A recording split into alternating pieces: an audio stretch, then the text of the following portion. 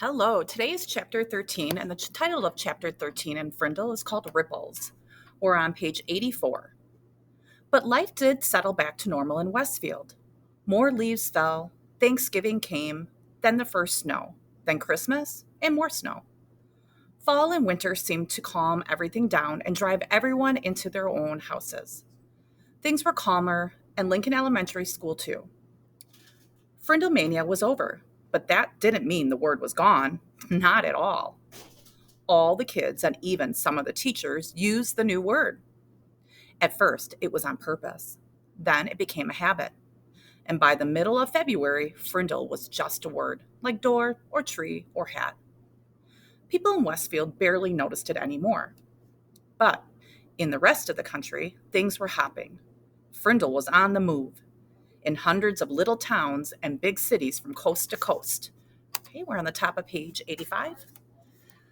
Of little towns and big cities from coast to coast, kids were using the new word, and parents and teachers were trying to stop it.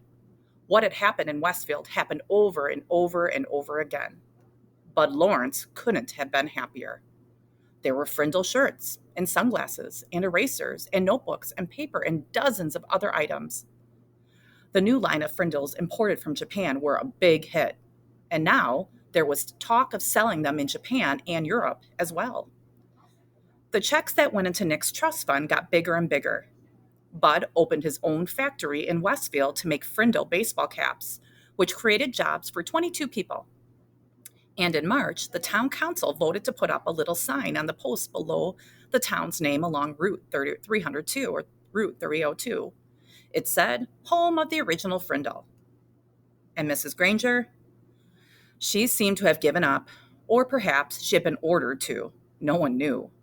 Her poster about the forbidden word had quietly disappeared from the bulletin board, and kids were not staying after school writing sentences anymore. It was business as usual, except for one thing. All right, we're on page 86. It says, "Welcome to Westfield, established 1796, home of the original Frindle." And then the caption, "But life did settle back to normal." Okay, top of page 87. Everyone in fifth grade got at least one word wrong on his or her spelling test each week. Every week, the first word at the top of Mrs. Granger's list was pen.